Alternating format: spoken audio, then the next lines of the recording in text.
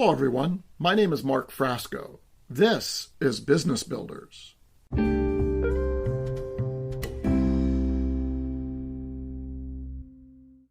Thank you for joining me. This is episode 6, Overcoming Resistance to Buy. DVF greater than R.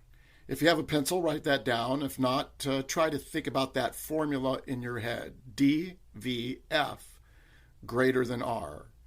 This formula was originally popularized by Dick Beckert of MIT in the 70s, and it's a formula, the R, overcoming resistance to change, overcoming resistance to strategic change in organizations. It was later popularized in the 80s by Kathleen Dannemiller, and I've adopted it over the last 20 years or so, and using it not only for strategic change, but to think about how to overcome resistance to buy.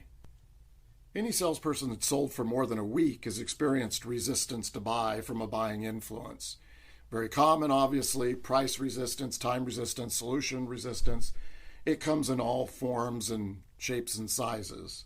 So why do buying influences resist buying? I think the answer is in this formula.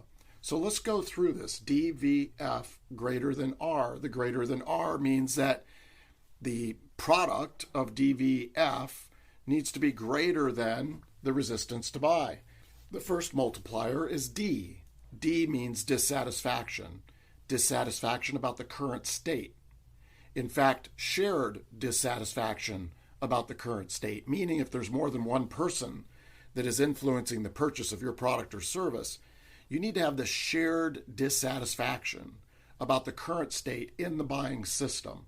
They need to have an understanding or a belief that where they're at today on your product or solution is not where they could be. It's not where they should be. They could be doing better.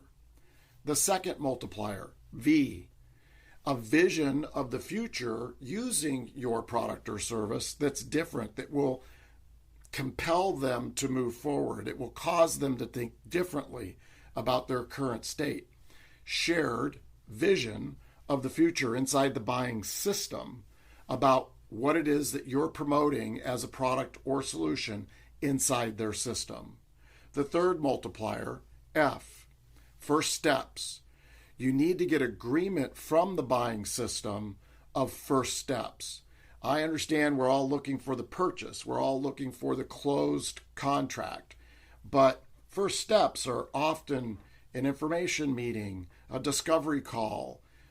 Maybe it's a proposal or an offer. Maybe it's a discussion document.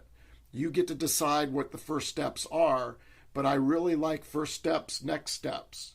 What happens in this formula if we have any of these multipliers, D, V, or F, having a value of 0?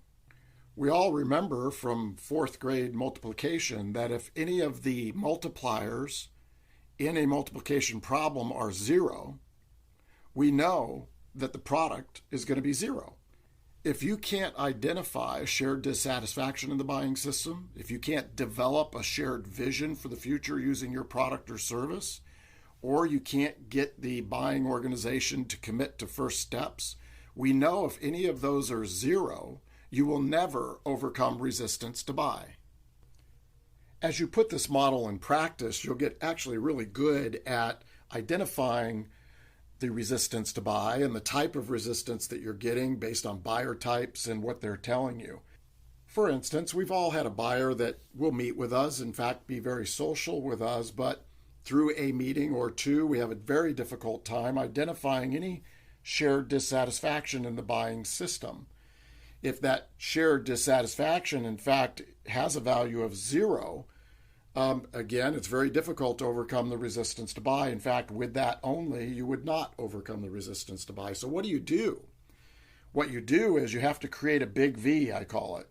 You have to create a vision of the future using your product or solution that is so compelling, that's so vivid to them that they begin to develop some dissatisfaction about their current state. Most of our sales training teaches us to start with pain. What is the current state? What is the dissatisfaction in the buying system? And I'm okay with that, but let's not dwell on it. If you get it, you get it. But if you don't, you have to move to vision. You've got to create a compelling vision of the future using your product or solution. That compelling vision is going to cause the buyer or the buying influences to build some dissatisfaction around their current state. They're going to be thinking about your product and solution and the difference between that and where they're at today, therefore creating some value of dissatisfaction. After you've got some D, you've got a big V, then you move to first steps, and you get to decide what those first steps are together with the buying influence. Again, sometimes it's a meeting, sometimes it's a discussion document, other times it's a proposal. But what is that first step, next step? So you've got to create some shared dissatisfaction of the current state. If that's hard, move on and begin to build a vision that's compelling with your product and solution, so much so that it causes the buying system to reconsider their current state, therefore getting some value of dissatisfaction about where they're at. And then, of course, get commitment together on what first steps are and agree what's going to happen at that first step, after that first step. I always say first step, next step. So DVF greater than R. I hope this was useful. Thank you for tuning in and downloading Business Builders. If you have ideas for future podcasts or have comments, please email me at mark@businessbuilders.pro. Until next time, this is Mark Frasco reminding you, strategic growth is a daily discipline, not an as-needed activity.